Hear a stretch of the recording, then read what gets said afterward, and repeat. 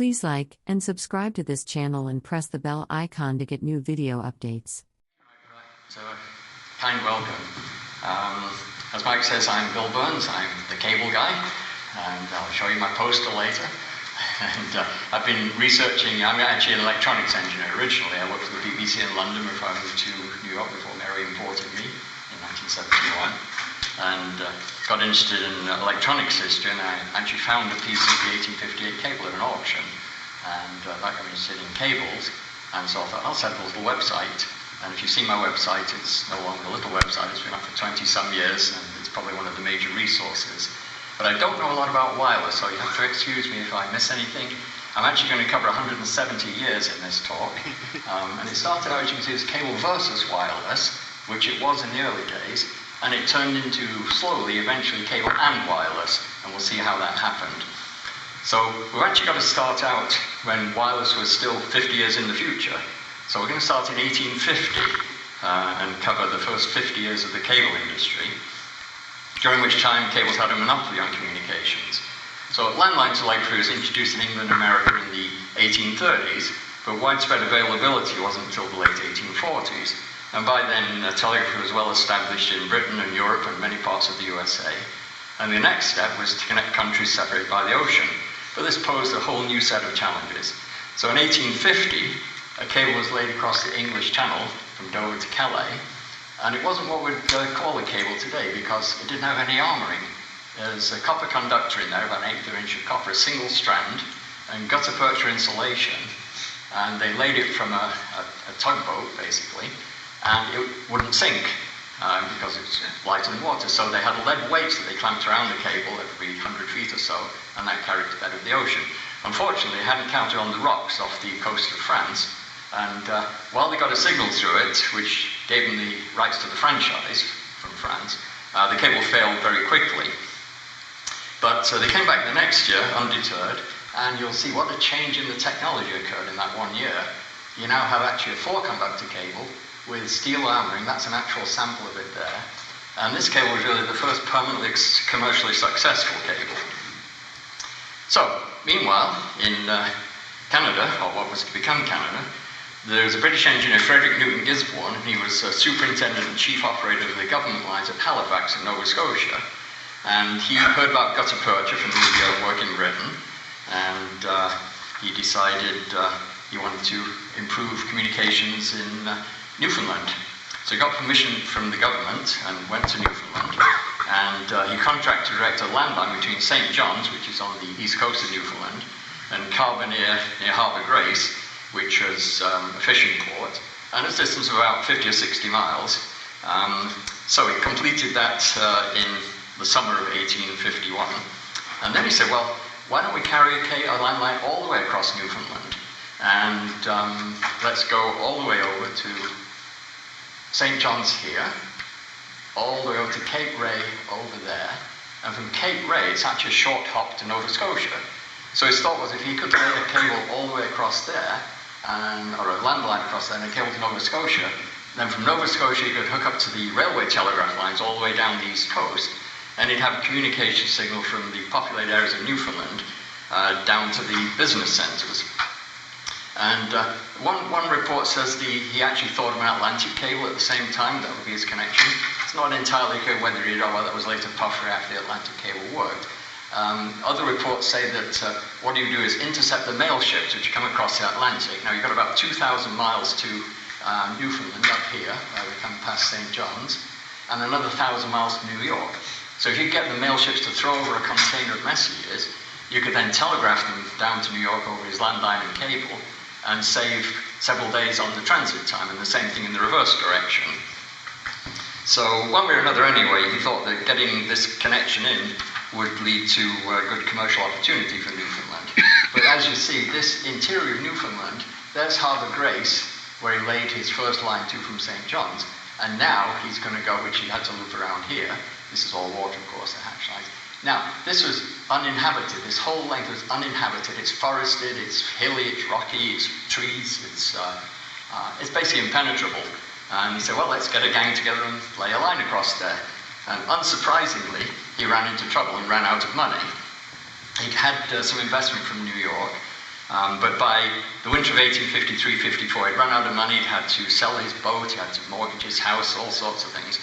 So he visited New York again, and he met Cyrus Field, who was a wealthy, semi-retired businessman with no previous connection with telegraphy or technology of any kind. He was a paper merchant.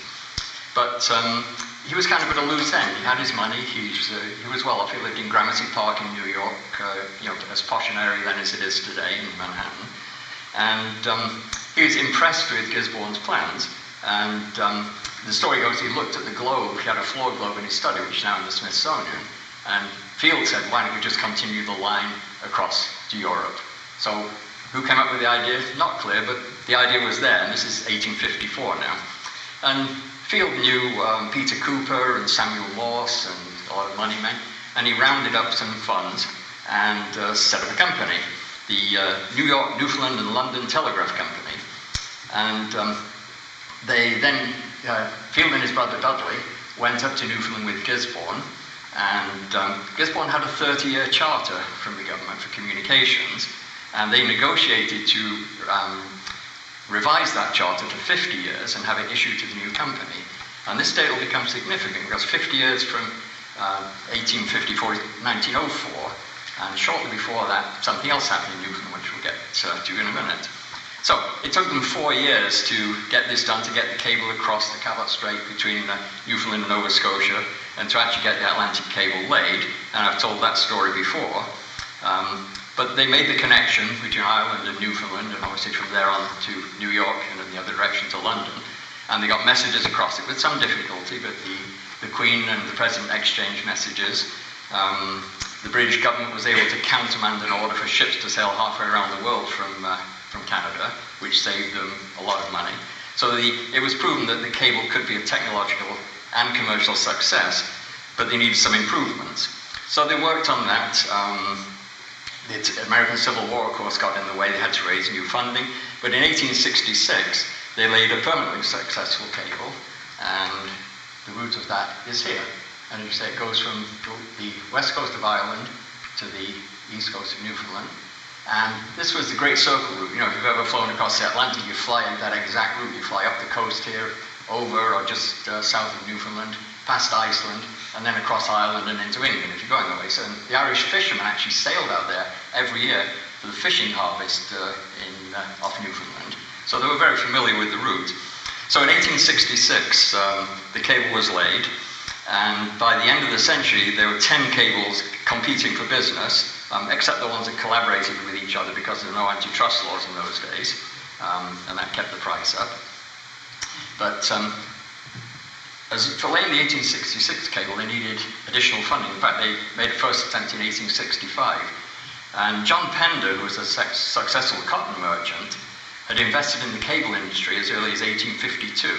He was a major investor in the 1858 attempt. He also was part owner of the Great Eastern, Brunel's large ship, which was the only cable ship, or the only ship big enough that could carry the entire 2,000 miles of cable in one load. So he bought Great Eastern at the bankruptcy auction. And he was also a founder director of the Telegraph Construction and Maintenance Company, which made and laid the cables. So he had it kind of covered. He was invested in the operating company, he was invested in the only ship that could lay the cable, and he was invested in the company that was going to make and lay the cable for the company. So he was a very significant figure. He wasn't a well-known figure. He was kind of one of those people that's in the background with moving things, getting people together, raising funding, getting things organized. So that's John Pender. And then after the successful completion of the Atlantic cable in 1866, he would later become known as the Cable King, and his next plan was to connect Britain to the many parts of the empire. America was no longer in the empire. Canada was dependency, but of course India was a major trade and business partner. And in fact, India was the most important partner. Say Pender was in the cotton trade. He was a raw cloth merchant. He brought the raw cotton in from America, turned it into grey cloth. That then got shipped to India, where it was printed and turned into all kind of finished goods, where it came back again. So communication with India was very important to him personally, as well as it being a very good business area. So he said, we'll build a cable to India. And he started that in 1868. And he was a very clever businessman because what he did, there had been failures in cables. In 1858, everybody lost their shirt on it, for example. There had been other failures on smaller projects. So instead of just setting up a company to lay the cable all the way to India, which was an unknown route at this point, he set up 4 companies, one for each of 4 legs of the route. And if we look at the route map here, you can see it comes from all the way up here, from Cornwall, around through the Mediterranean. You can see quite a convoluted route. So basically he did it in 4 stages with 4 different companies. So if one of the companies failed, he hadn't lost his investment in all of them. So it began in 1868, and by June 1870, the cable to India was complete, and the British end landed at Porthcurno in Cornwall, which we'll talk a bit more about later. And then once the system was operating successfully, he merged the 4 companies together, and he formed the Eastern Telegraph Company. And then in 1871, he started to extend the network. Having got that working, there was a lot of traffic on this route, so he was making a lot of revenue from message transfer. Beginning in 1871, he extended the network to Singapore, Vietnam, Hong Kong, China, and Australia. In 1876, he added connections from Australia to New Zealand. In 1878, he linked Portugal to Brazil. In 1879, he ran a cable down the east coast of Africa. And then, not to be outdone, in 1885, he went to the west coast of Africa and laid a cable all the way down there. These are called festoon cables. You lay them all the way down the coast, and then you take links into all the important places. So you're not trying to run a cable down the interior of Africa, which would have been extremely difficult. So by the end of the century, he actually died in 1896, but he set up succession for his company. And by the end of the century, 1901, he was the Eastern and Associated Telegraph Company, and that was the biggest telecommunications company in the world. And as we can see here, this was the network map. You have the Atlantic cables, which he didn't own, but he had shares in the company that operated at least one of them. And then you see the rest of his network, pretty well everywhere. And, all undersea cable with connections to the individual landline telegraph systems in each place. And you see there's one thing missing here, which is the Pacific, all the way over here. Because to get to Australia, you went the long way around, all the way around this way. And what you wanted really a connection from here, but jumped around the back of the map and came out in Australia, or at least across the Pacific. So that was the remaining. And of course, the Pacific is difficult because you've got 15,000 feet of water in places there that you've got to lay the cable on the bed of. But 2 cables were laid soon after the turn of the century. One of them was the British cable that ran from Vancouver to Australia, and the other one was an American cable, or partially. It was the American Commercial Pacific Cable Company and the Eastern Telegraph Company. So even though Pender was no longer with us, his company still had an interest in the rest of the network. And that one went from San Francisco to the Philippines via Honolulu, Midway, and Guam. And there was no competition, really. Your alternative for the cable companies was to put a letter on a mailboat. And for Australia, of course, that took months to get there by ship, and the same for a return voyage. There was competition, although only if they couldn't avoid it. And there were lots of collaborative agreements. And by the turn of the century, France had passed some antitrust laws or some anti-collaboration laws, and that was a period in America where a lot of businesses were broken up. So there really did start to be competition then, which is actually a bad time for the cable companies to have a competitive market. Because if we go back a few years from the turn of the century, now we're in 1896 when Marconi applies for his first British patent. And although it took him, of course, some years to develop the technology, this would have a major impact on the future, particularly the Eastern Telegraph Company, because they were such a big provider. Smaller companies maybe had a local market and could get by, but the Eastern Telegraph Company was dependent on its long-distance services. So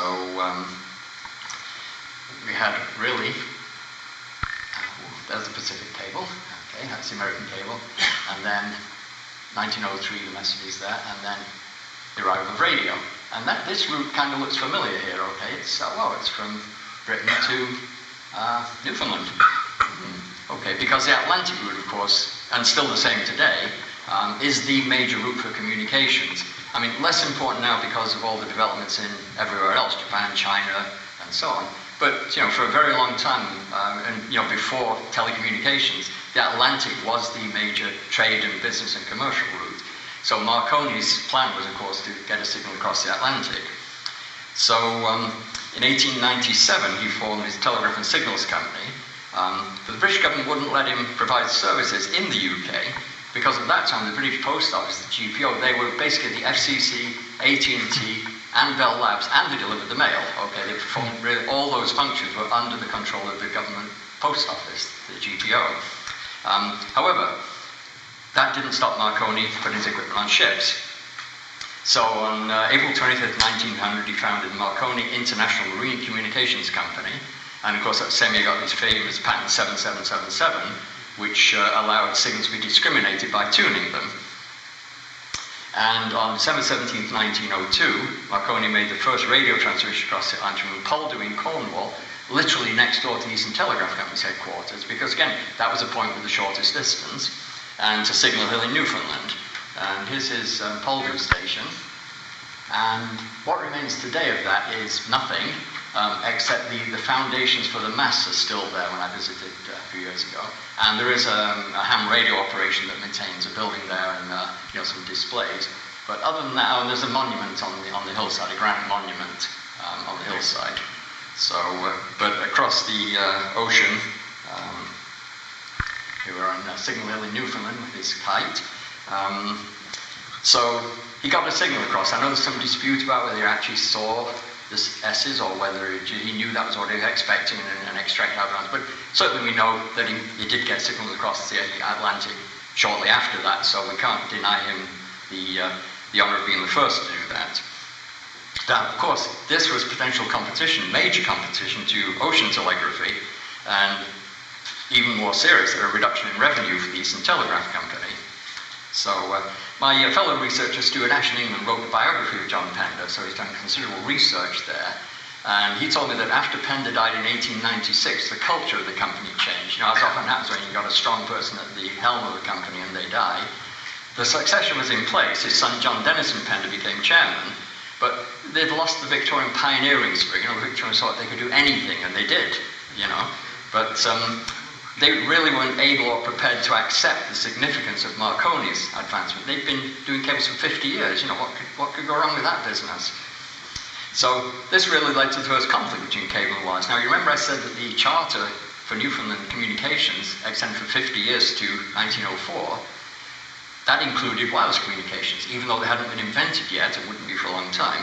So the Anglo-American Telegraph Company, which is the successor to Cyrus Hill's original company, had inherited the charter, and they booted Marconi out of Newfoundland. And again, that possibly wasn't the best move, that perhaps they should have negotiated with him, but because at this point, really, though, Britain lost the leadership it could have had in radio transmission across the Atlantic. They could have collaborated with Marconi, because the cables were feeding into the transmission points, and they could have worked out an agreement, which they'd done between themselves many times. But so Marconi was surrounded in Newfoundland, so he moved to Nova Scotia. And as I mentioned, his site in Cornwall was right next to the ETC, so he could probably thumb his nose at them from there. But meanwhile, the cable engineers hadn't stopped working. This was all business, but there was still the technological end. And one of their main concerns, of course, was speed and efficiency in the transmission of signals, because that was related to revenue. And there were continual improvements in the mechanical and electrical design of the cables, and also automated transmitting and receiving instruments. So on the left here we have a Muirhead cable sender. So this paper tape, for cable sending, the dot scores positive voltage, the dash scores negative voltage, equal length pulses, and the cable is grounded in between. Because of the high capacitance, you're trying to get something out of the other end.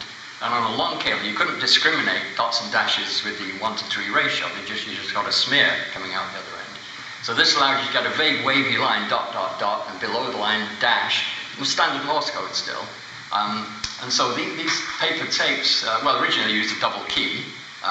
Then they had a hand punch for punching the tape. It had 3 paddles on it, dot mark, dash mark, and blank space. And you banged away with 2 little mallets with rubber ends and punched the tape. And then the tape went to an automatic sender, which Charles Wheatstone had developed. And this had little fingers that came up and read the tape, and then that put the voltage on the cable. So you could punch the tape offline and then work the cable at a much higher speed than doing hand keying. And then at the other end, they started receiving it with a mirror galvanometer, which just said pulse of light onto a scale. A vague wave to the left was a dot, a vague wave to the right was a dash. And then William Thomson, Lord Kelvin, invented the siphon recorder, which is basically an inkjet printer.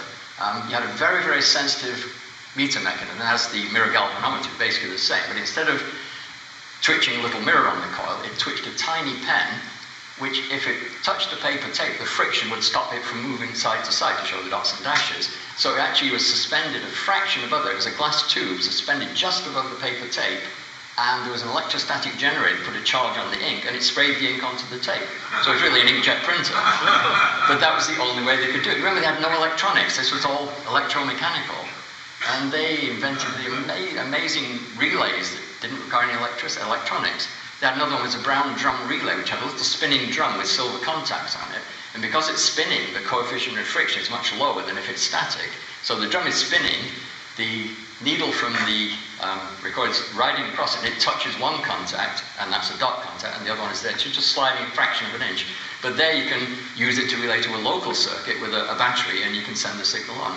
Very ingenious, you know, and the vacuum tube hadn't been invented, even thought of when all this was in place. So, they also worked out that you could multiplex cables that carry more than one message, and I mentioned the relays, and at this point there are messages at 40 words per minute, and despite a reduction in the charges caused by competition, there was so much traffic that they still remained very profitable. But of course Marconi was at work, and he's building his network and reputation, and communication with ships at sea, of course, was only possible with wireless.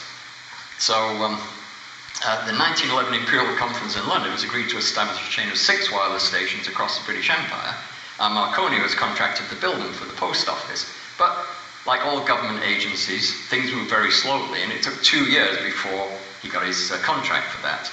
And here's Marconi House in London in 1913, according to the source I got this from. And you can see it's quite an impressive piece of equipment there. So now he's connecting ships together. And he also started work on sites in England and Egypt and India, but the contract was cancelled a year later when the First World War began. And this fiasco became known as the Marconi scandal, which I'm sure some of you are familiar with. So throughout the war, even though the cables had been losing market share to radio telegraphy, they were considered vital arteries of communication because they were secure. They couldn't be tapped easily. Although, if you were the Brits, you could go out and cut a German cable out in international waters and cut Germany off from secure communications with the USA. So they had to use radio, which wasn't secure. During the war, the Eastern Telegraph Company's revenues tripled over the 4 years of the war. But what about voice? This is all just telegraph messages. And as early as 1915, speech was sent across the oceans from Arlington, Virginia to Paris and Honolulu using long wave, but the signal was of very poor quality. After the war, in 1919, Marconi got back in touch with the post office and resubmitted his offer to build a global radio network. And in 1921, he demonstrated a system with 54 tubes transmitting between Wales and Australia. And so the revenues in the war years for the Eastern Telegraph Company kind of masked the fact they were losing market share. But nevertheless, 1922 was their 50th anniversary of the foundation of the company in 1872. And they had this big bash at the Royal Botanic Gardens. Bands, fireworks, excitement. Their competitors came in to collaborate on pricing almost certainly. And this was from the program there. And you see these allegorical pictures of the cable across the ocean and so on. But as often the case, though, when you start to celebrate your history, maybe it got a little bit too complacent and you're maybe heading for trouble. And of course, it's easier to say that in retrospect than it was at the time. But at the beginning of 1923, Marconi demonstrated that shortwave signals could be successfully transmitted over 2,000 miles. And in 1924, he made a telephone call from England to Australia. So by 1926, Marconi was with the post office operating, was providing long-wave radio telegraph system across the Atlantic. And on February 7, 1927, the first radio telephone link was established across the Atlantic. And public telephone service was opened jointly by the GPO and AT&T. So this is the world's first really transatlantic telecommunications. Here's Rocky Point on Long Island, not far from where I live, of course. Again, nothing left there either. at sea. So the opening of the first transatlantic shortwave circuit in 1928 came soon after the start of the long-wave service, and this was followed by the establishment of additional shortwave circuits in 1929. But the cable guys were still working on improvements. They had to now to compete. And the problem with cables is, long cables especially, underwater, they have very high capacitance, which, as I mentioned, cause what they call retardation of the signal, makes it difficult to get any high speed through. But inductive loading would help, but you can't put inductors, coil inductors, into the cable. You'd have to put them in very short intervals. You'd have to work a way to build them into the cable, make them waterproof. So they had loaded cables use an iron wire around the core, and then in the 1920s they developed permalloy, and this was the loaded cable. And you can see in here, let's see, you've got the gutta percha and jute, and there's the loading, part B, okay, so you've got your copper conductor in the middle, and then around that is a spiral of iron wire, okay, or later, permalloy. And what that did, the induction counteracted capacitance, and you could bring the speed of the transmission up. And that meant you could run longer cables at higher speeds. And of course, using those, they actually get telegraph speeds of 400 words a minute now, up from 40 words a minute 20 odd years old, by 1928. So in late 1920s, you've got the radio service, and you've got faster cables but no voice, okay, and the radio, of course, you could do voice. But now, of course, radio was by no means perfect. You know, you got sunspots, multipath distortion, all sorts of other issues with it. But the success of the wireless voice services had a great effect on the cable industry at the end of the 1920s. And this was described a little bit later, looking back, by the president of Bell Labs, Oliver Buckley, in 1942. And he gave the Kelvin lecture to the IEE in London. And he looked back, and what he said was, his paper was published also in Bell System Technical, you know, The Future of Ocean Telegraphy.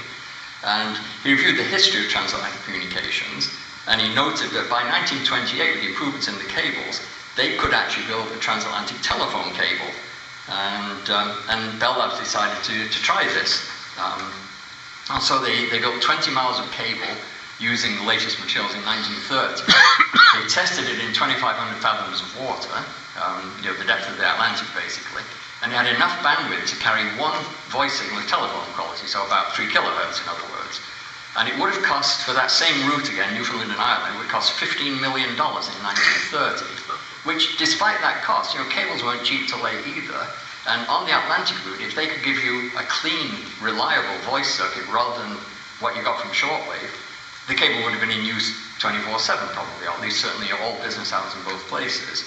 But the problem is the Great Depression now. And Buckley said in 1942, he said, postponed temporarily because of general business depression, the cable project was later postponed indefinitely because in the face of improvements in transatlantic radio communication, so expensive a cable to carry a single conversation could no longer be justified. And so that project was abandoned, even though technologically it would have worked. And so here we have the transatlantic radio network. And this, now really, if AT&T has given up on a voice cable, then probably isn't going to be one. The Brits hadn't done any work on it at all at this point. You know, they'd improved the cable technology, but they hadn't considered doing voice yet. So, but now, here's the problem, okay, so the Eastern Telegraph Company is finding it difficult to compete with Marconi, and it looked like they could collapse. And so John Dennison Pender, who was then chairman of the company, appealed to the British government. The government, of course, owned the shortwave beam system, developed by Marconi, and operated it with the post office. And they invited Eastern Telegraph to a series of meetings to which no representatives of Marconi were invited, strangely.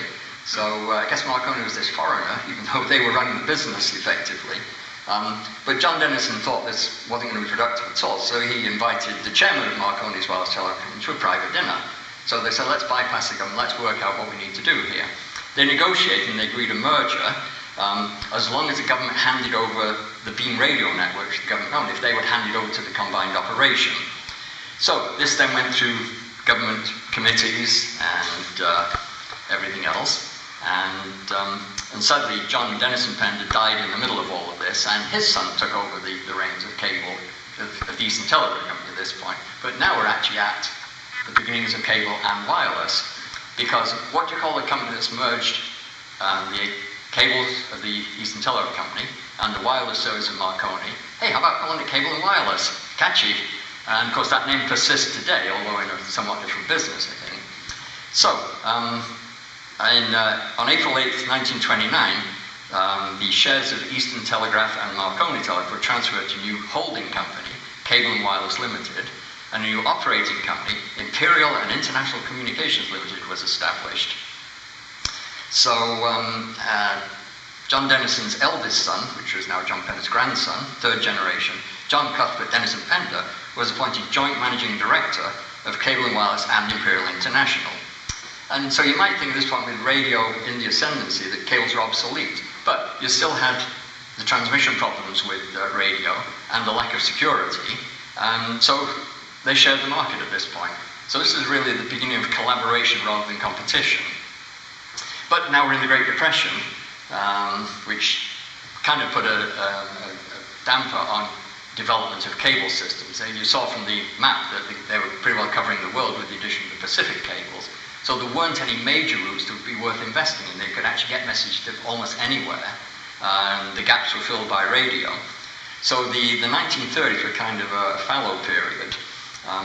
The only change in 1934, the company name became Cable and Wireless. So that was the operating company. And the business behind that became Cable and Wireless Holdings. So Cable and Wireless was then the operating company. So they're still making submarine cables, but with the competition, Telcon, the Telegraph Construction and Maintenance Company, which John Pender had invested in back in 1858, and this is now the 1930s, their competitor was Siemens Brothers, an offshoot of the German Siemens Brothers. And they were all on the Thames around Greenwich and Woolwich, just past the Docklands area, where the cable factory had been established in the 1850s and is still there today, although making no cables but some related equipment.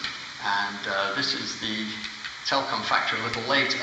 And you see the factory here just extends from the wharf way back to the road. And the waterfront has been sold off now and has high-rise, expensive housing on it. But here, the cable we made in the factory came out to the wharf, and then you have an overhead here to the cable ship, where it's coiled in the hold, ready to be laid. Still done the same way today as it was 150 years ago. It's always coiled horizontally in a hold.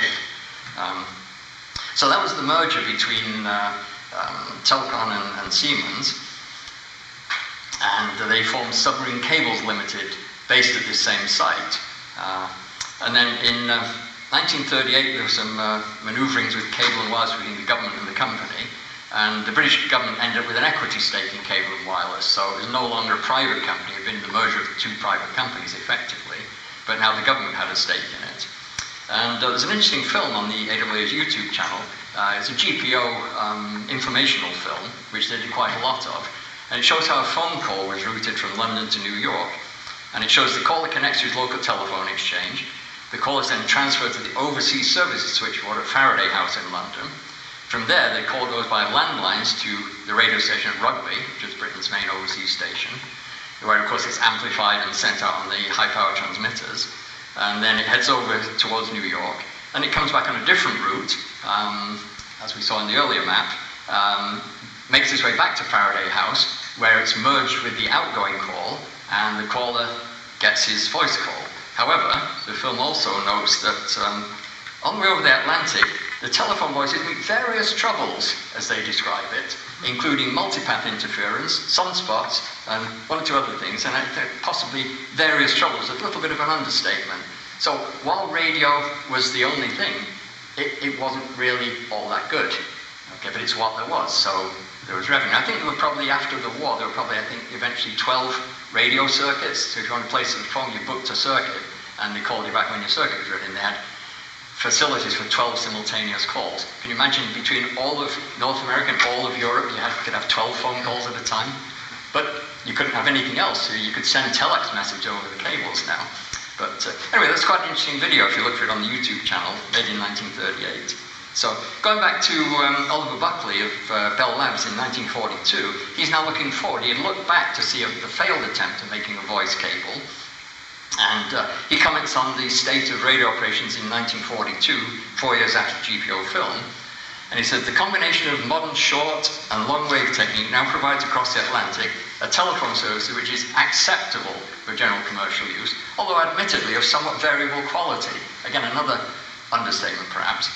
But he said, complete interruption of short-wave service with inadequate long-wave service to fall back on remains the most serious limitation.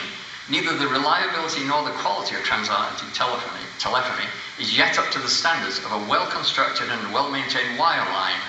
So he knows that really cable is the future. It's in 1942, remember. This is before transistors, before solid-state electronics, even before very reliable vacuum tubes. So he goes on to describe in detail exactly how the Bell Labs researchers had determined how a transatlantic telephone cable could be constructed. He knew you need amplifiers, repeaters built into the cable, need to boost the signal. How do you power them? You can't run them on batteries. How do you get power down to them? That was all discussed. And he closed with a statement. He said, if one tries to imagine the worldwide transoceanic network of the future, he may well envisage a net comprising a large number of light linkages, and those low-volume linkages, plus a small number of heavy linkages over the most important routes. This is exactly how the internet works on fiber optic cables, of course. He says, from purely physical considerations, it appears feasible to provide all of the facilities for telephone connection between all points on the Earth that its inhabitants are likely soon to require. To what extent these facilities will actually be developed will depend on demand, and that, to a considerable extent, on cost. Not until conversations can be carried on as easily and reliably between continents as between cities within a continent can we claim that the art of transoceanic telephony has come of age. 1942. So quite a forward thinker, which of course pretty well everybody at Bell Labs was at the time. So telephone calls had actually been carried by underwater cables as early as 1891, but only on short cables. Again, with the bandwidth problem of the capacitance, you couldn't get a phone call over about 50 miles, and with the advances in the 1920s, you could get up to about 100 miles, and there was a telephone cable laid from Key West to Cuba in the 1920s, using that loaded cable that I showed a few minutes ago. I'm doing on time here. Okay. So, but how to get across the Atlantic? They'd had that experimental cable which proved you could get a single circuit, but so really radio telephone had a monopoly from 1927 until the 1950s. And what you needed was a means of amplifying the signal. That was the key to it. Now, the Brits had done some work on this themselves. In 1943, they actually put a vacuum tube amplifier into an existing telegraph cable, just one amplifier, because it was a short run between Britain and the Isle of Man, which is in the Irish Sea, like halfway to Ireland, so not all that far from the mainland. But after the Second World War, here's the repeater they built in 1843. That's the best picture I have of it. You can see it's mostly cast iron by the look of it, and it's got whatever the best vacuum tubes or valves in British terminology were at the time. And it worked, okay, and they did do further development. So they continued to develop, and now you had polyethylene as an insulator. Before they had gutta percha, which is a tree resin from Malaysia, and it was an extremely good insulator. It was thermoplastic, so you could mold it around copper, and when it cooled down, it was flexible, but had high integrity. And the deeper you buried it in the ocean, the better its properties got. So it was really a perfect insulator, but you had to fell trees to get it. So during, before the war in 1933, Imperial Chemical Industry, ICI, British company, developed polyethylene, but of course it was considered a war material during the war, and it wasn't available. But after the war, polyethylene became available to business for general use. So Telcon, same company again, Teleconstruction Maintenance, developed the first coaxial cable in 1947. And you can see this coaxial cable. And it's still the same overall design. You've got a center conductor here, and you've got the armoring and the very protective layers in between. But it's coaxial. The early cables had only a single conductor, and they relied on the ground for the earth return, as do landline cables, of course. But now you've got a real coaxial cable, and they've got this interesting helix here to provide airspace, and it's a polyethylene helix, and that sets the correct spacing between the conductor and the outer conductor. So quite a sophisticated design. I have a section of this cable. It's quite interesting to look at. It's like a piece of sculpture, it's stripped back like this one. But that one, they later put in the UK and Germany in 1947, and that had improved amplifier. But again, just a short run. You're not talking a 2,000-mile run for your amplifiers. How would you service them? Here it's in relatively shallow water. You could hold the cable up and fix it if you had to. How do you do that across the Atlantic? You can hold the cable up, but maintaining amplifiers would be impossible, so you need a very reliable amplifier.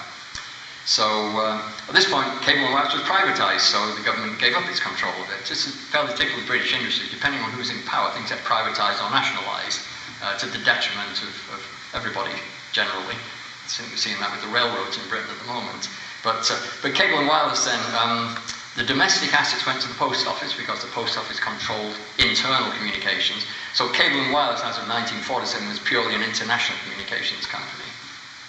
There were more developments in Britain. In 1951, there was a cable link between the Netherlands and Denmark, and that had submerged repeaters.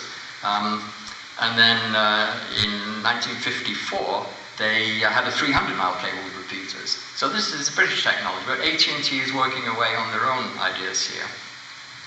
So beginning in the early 1950s, AT&T, but they were still working for Bell Labs, they were still President Bell Labs at the time, so I'm guessing he said, well, look what I came up with in the 1940s, why don't we just do it now? And they did, they started on it. And they planned a transatlantic telephone cable that would carry multiple voice circuits. This would be TAT1, Transatlantic Telephone 1. And they knew it had to be an international collaboration, so in 1952 there was a contract between AT&T, the British Post Office, and the Canadian Overseas Telecoms Corporation. And the cable ran on a very similar route from Oban in Scotland to Clarenville in Newfoundland, just a short distance from the 1858 and 1866 cables, that landing point there. And from Clarenville would be an overland cable, a repeated cable, and then another submarine cable to Nova Scotia, exactly the same idea from 100 years earlier, but with modern technology. So the cable looked like this. And what you have, you've got the conductor in the center, and then the insulator, and the coaxial layer is also the power, carries the power for the repeaters, okay? And you've got 100 repeaters in here, as I'll describe in a minute. The cable was made by Submarine Cables in Britain, 92% of it, and Simplex up in New Hampshire made the remaining part of it. Repeaters, let's see, yeah, you need repeaters to boost the signal, and they worked out you need a repeater every 20 miles. On a 2,000 mile cable, you need 100 vacuum tube repeaters there. And worse still, the repeaters, which were an American design, were unidirectional.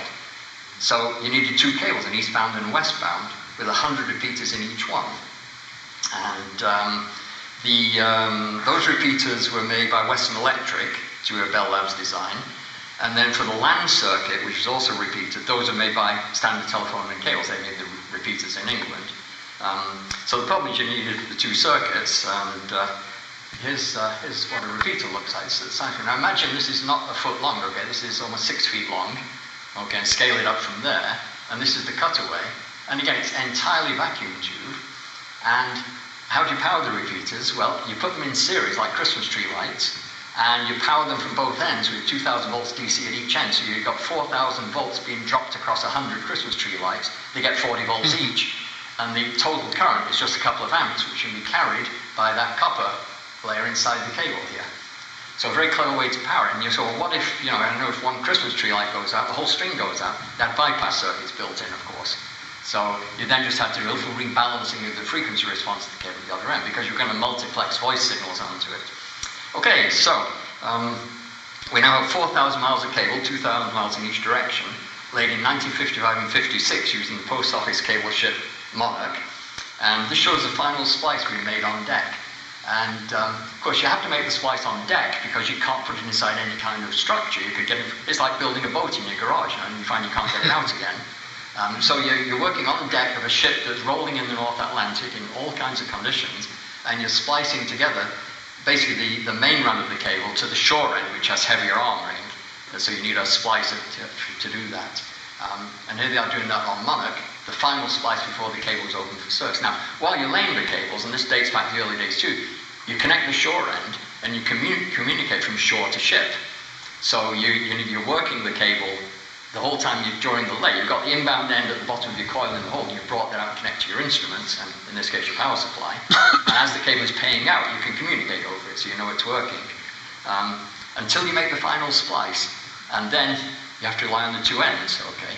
Now, in the 1800s, they had no idea, there was no other means of communication. So once they made the splice, they had to hope they'd done a good job of it. So the cable jointer was a very, very important position on board ship. But here, of course, you could just get a radio message, say, okay, it's working, come home. So that was 1956, okay, and they make the final splice.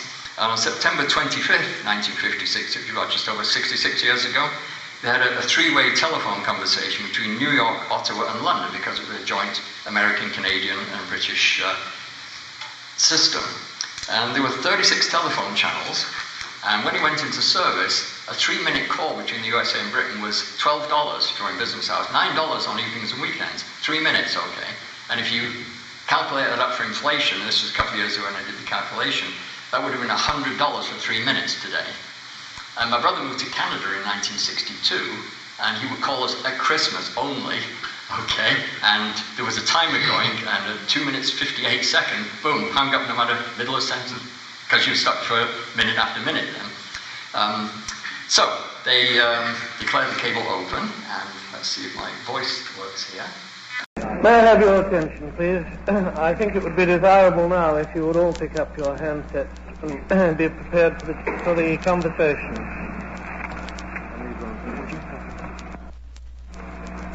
We're in London.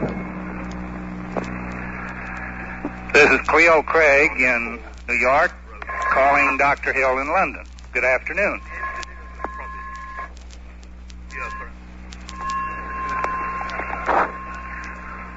Hello. Hello, Dr. Hill. Hello. Mr. Craig. This is Dr. Hill in London. Is that you, Mr. Craig? This is Mr. Craig. Well, it's very good to hear your voice and to join with you and our friends in Canada in inaugurating the first transatlantic telephone cable service.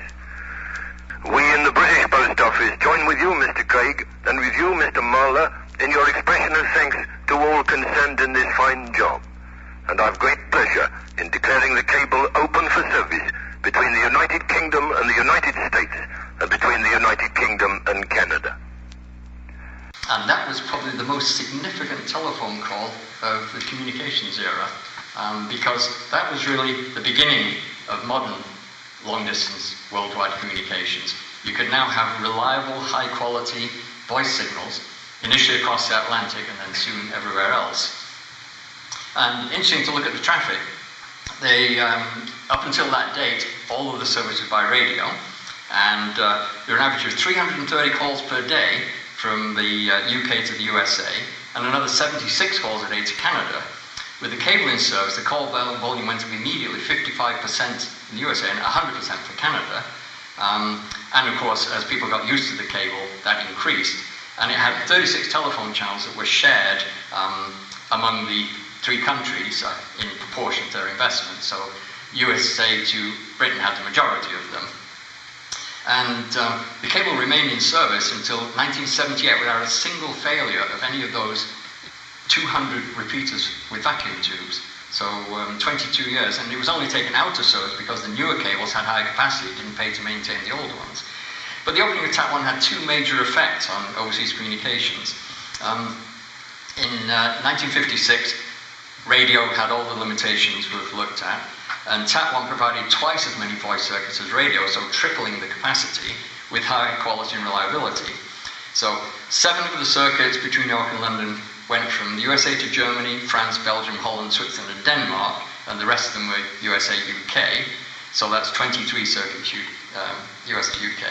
And then TAP2 came into service 3 years later in 1959 with 48 more voice channels. And that was upgraded later to 80 channels. And that was pretty well the end of radio telephone service. But the other effect was on telegraph systems, because there were still all those telegraph cables across the Atlantic. Now, of course, they're not carrying Morse code messages, they're carrying telex, automated transmissions. But of the 6 Canadian voice channels, 2 of them were used to provide 11 telegraph circuits, which initially supplemented the existing telegraph cables and soon replaced them. So by the mid-1960s, all the telegraph cable stations worldwide were obsolete, hundreds of them. And most of them were stripped for scrap, sold off, demolished, whatever, except for 3 of them. And they're all museums now. One of them is Heart's Content in Newfoundland, which is the terminus of the 1866 Atlantic cable. In England, Porthcurno became Cable and Wireless's headquarters and training school, And that was turned into a museum and archive, and still an amazing resource if you can ever get to the very end of Britain, just before Land's End. And then more locally on Cape Cod, you have the French Cable Station Museum, which is the French Atlantic cable from 1879. And that went out of service in the 1950s, and it was mothballed, and a very far-seeing group of local enthusiasts took it over and made it into a museum. And the station is exactly as it was when it was closed, and they have working displays and a lot of original equipment. So well worth a visit if you're on Cape Cod. So in the late 1950s, there's still developments going on in cable. And STC had been making repeaters, but they came up with a new design of cable and lightweight cables. So you saw the heavy armoring on the cables we've been looking at. And the design change was to put a strength member down the center. So you had your copper conductor with insulation around it, and you put a stranded steel wire around there. So instead of having a heavy armoring on the outside, you had about a 3/8 inch diameter steel stranding around the core. And that, because you needed the strength for laying the cable. If you're laying in 15,000 feet of water, you've got the cable in a catenary hanging off the back of the ship. It's considerable load. And so the main thing is tension stress there.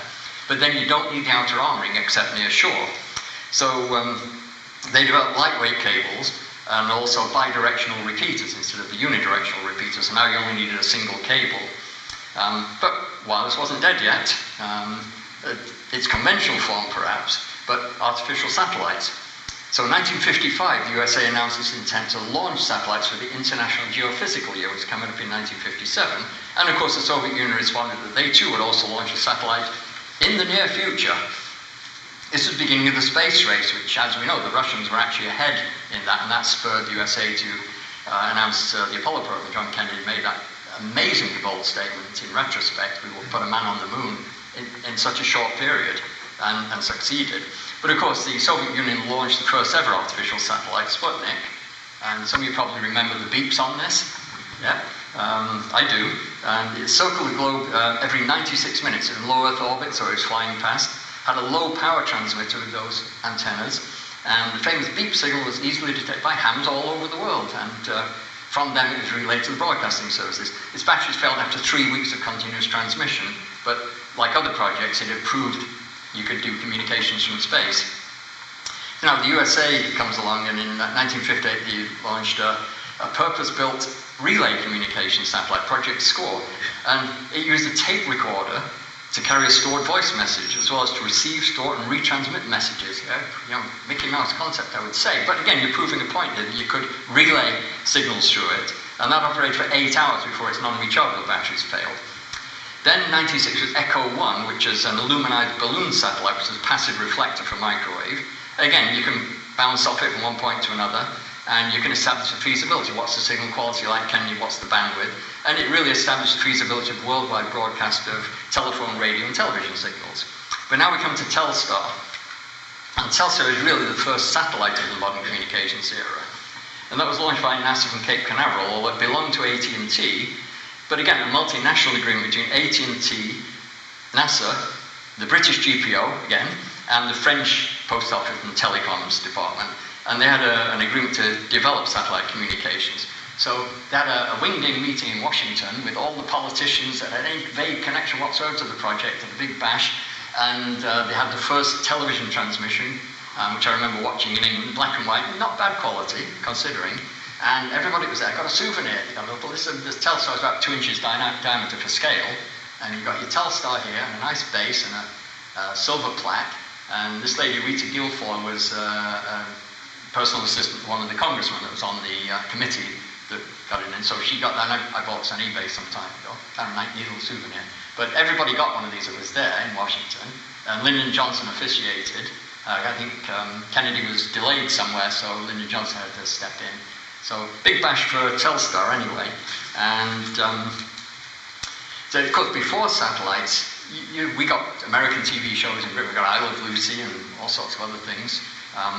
And how did they get across the Atlantic? Well, you made a kinescope. You had a high-resolution black and white monitor. You pointed a 60mm movie camera at it, and you filmed it, made a kinescope.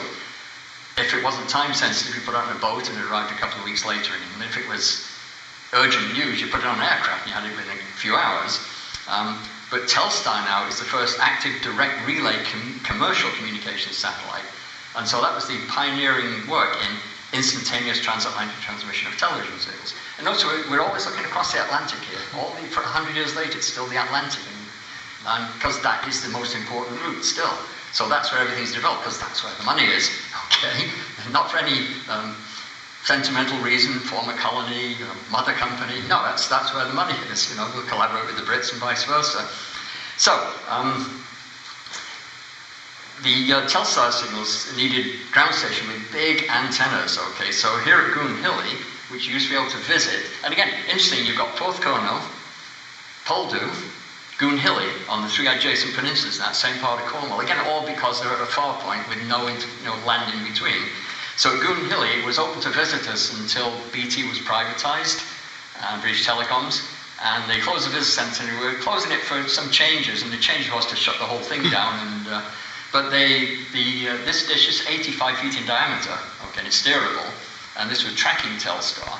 Because with Telstar, you had 30 minutes out of every 2.5-hour orbit, you could track it across the Atlantic. And so, no longer used, but it's preserved as a listed structure in Britain. It's protected against demolition and decay, in theory. Up in Maine, they had a horn antenna, a very large horn antenna, which you can tell with the radon, which you need because of the climate in Maine. This is 160 feet tall, and just fit around the horn. So you can see how big the horn antenna was there. Down here, this is the top of a car, okay, so, that gives you this a regular-sized door. And sadly, that was dismantled in the mid-1980s, and the site was repurposed, so there's no trace of it in Maine. And there are other ground stations in Europe, too, for that. So that was the Andover Main Earth Station. So, now we've got an advantage for satellites, because you can do television transmission. And even those advanced telephone cables that can carry 36 voice channels, if you scale that up, it's still not TV bandwidth. Even if you combined all the channels, you might get a low-resolution picture, and you've tied up all your telephone channels that are earning the revenue. So, but TAT2 had 48 voice channels. In 1961, Cantat was laid, and Cantat was a new lightweight design. And that was Canadian transatlantic telephone, 80 channels, and that was going to be a Commonwealth round-the-world cable. So this started between Scotland and Newfoundland again. Lightweight cable, and directional filters in the repeaters, so just one cable and the repeaters were bidirectional.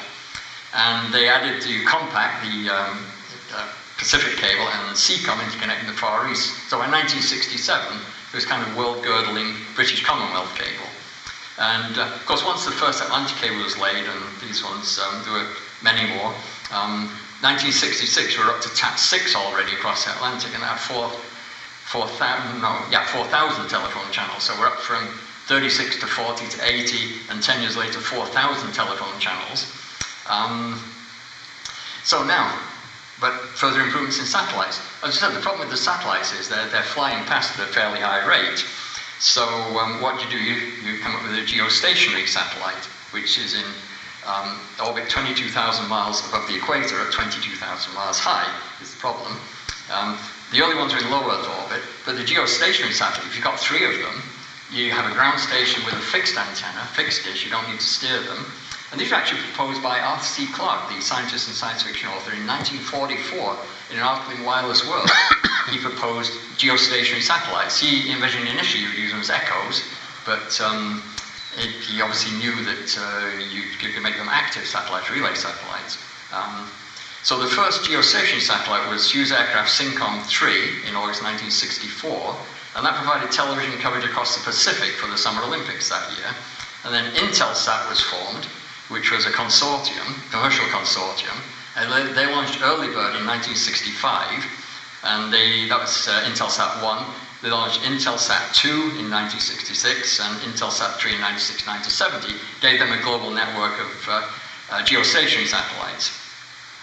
So there's still a problem with satellites, though. You've got, a reasonable bandwidth and good quality, and you can get video across them, but they're all the way up there.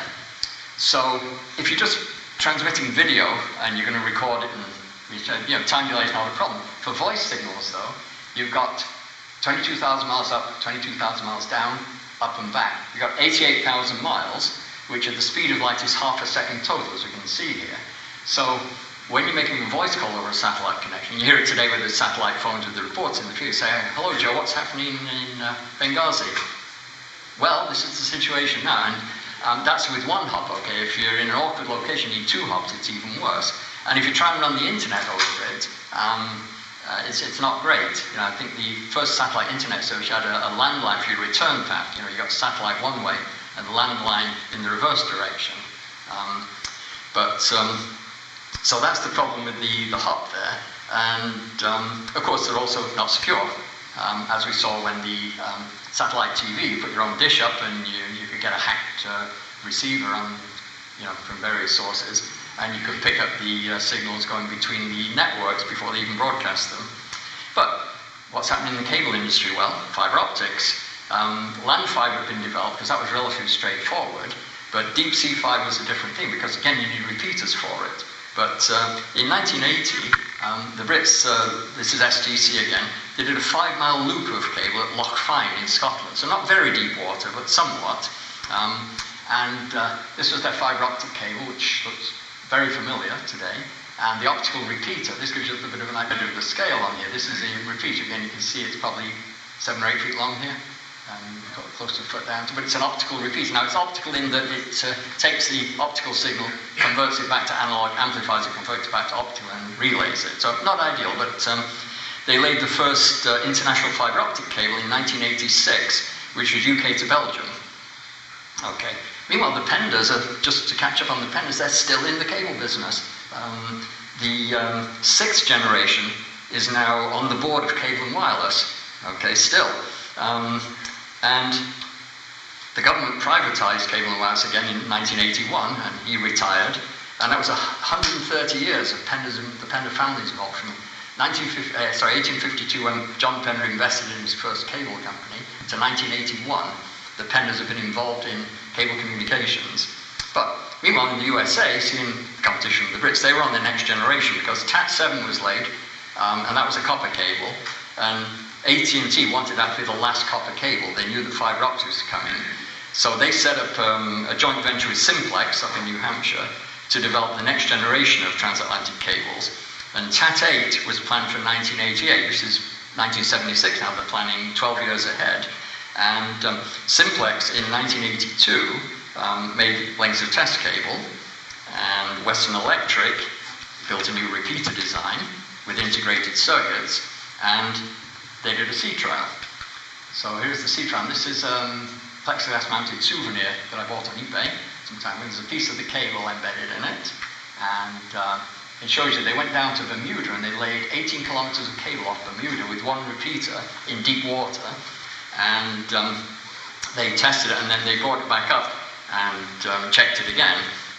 So this is what they call the light guide cable. They laid it 500 miles north of Bermuda with their cable ship long lines. Worked perfectly. And so what do you do with 18 kilometers of cable and a repeater? Well, you don't throw it away because maybe you'll need to refer to it later. They brought it back to Bell Labs in Holmdel, the big building there, which is now Bell Works. They put it in the basement and they left it there. And last year in November, I got an email from the controller of the company. He said, would you like to come and look at our cable? We're trying to decide what to do with it. This is 40 years later almost. And he said, can we get it to museums? I thought, well, if you gave every museum in the world a foot of the cable, you'd still have 18 kilometers in your basement. Okay? So I said, well, would you cut some off for me? So he calls a workman down. The guy brings a sawzall, and he said, just call the FE cable about 3/4 of an inch diameter. That's all it is, okay? And he's holding the cable with his sawzall and going like this. I said, you got an angle grinder? Yes, he goes and gets his angle grinder. He cuts a foot off. I said, you got a chop saw? Yeah, I've got one upstairs with a carbide blade. And he chops off several 4-inch lengths of it. And I brought one home, and I stripped it back. And it looks like this. And it's a slightly different, it's an early design, slightly different from the modern design. The modern design, you have the fibers in the center, and what they call a loose tube, so the fibers can slide in it when the cable is flexed.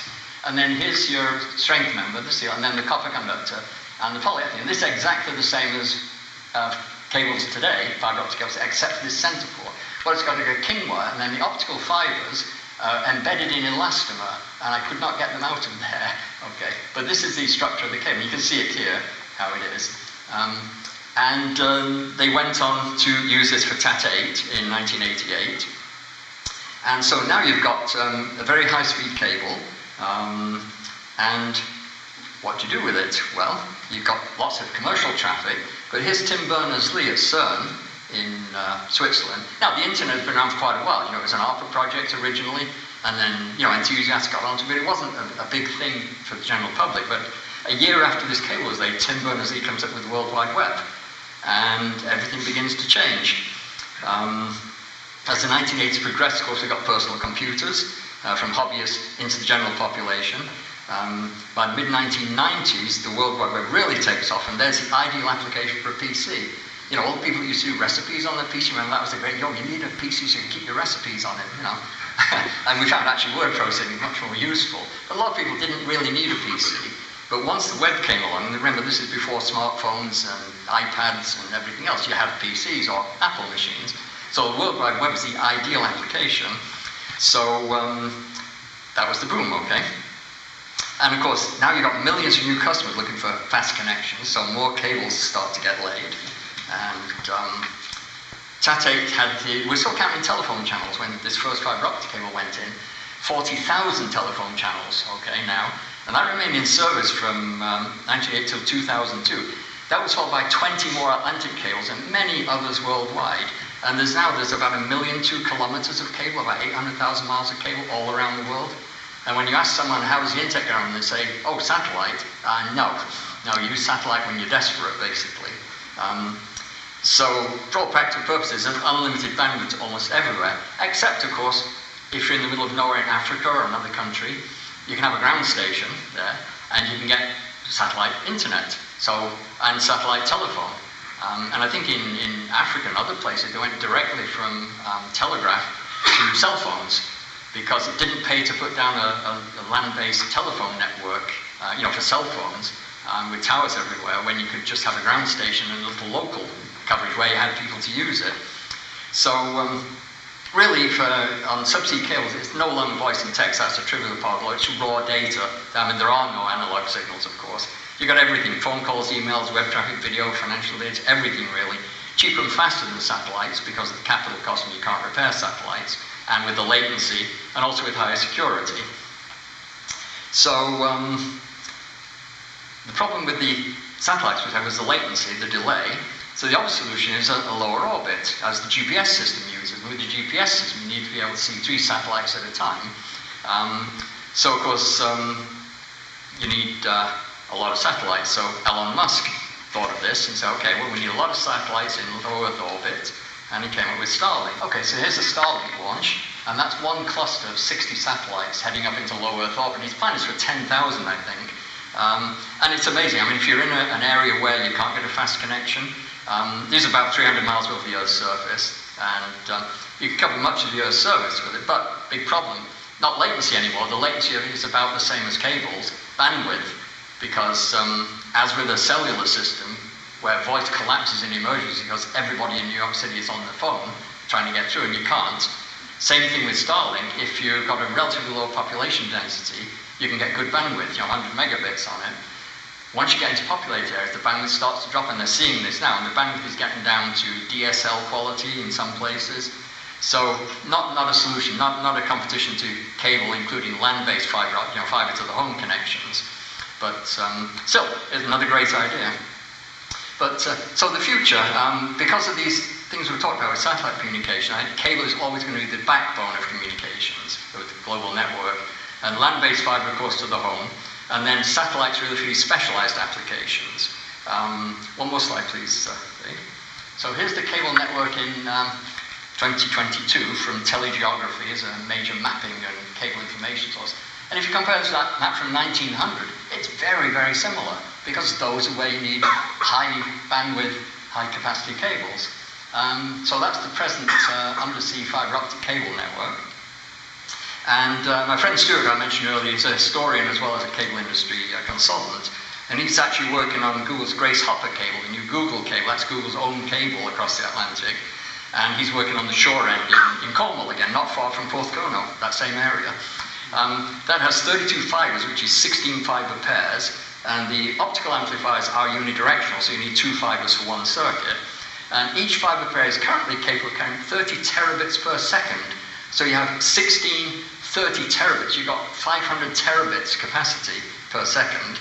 And of course, they improve the land end and your bandwidth goes up without changing the cable at all. But of course, radio has its place. On land, microwave relays offer lower latency than fiber because they're radio waves, not 70% of the speed of light in glass. So they're used for financial trading, where time is money, even in milliseconds. Starlink gets high-speed internet to remote areas. And of course, if you've got a smartphone in your pocket, you've got 4 radios in there. You've got 3 two-way radios, you have cellular, Bluetooth, and Wi-Fi, and you've got 1 receiver only for GPS. So there's obviously billions of radios in everybody's pocket around the world. So it was cable and wireless. We did next slide, please, Dave. Cable and wireless for cable versus wireless for almost 100 years. So my title is cable versus crossed out and now it really is cable and wireless. And thanks again, Stuart Ash. And one last slide, please, Dave. And that's the end of my presentation for 170 years. Please like and subscribe to this channel and press the bell icon to get new video updates.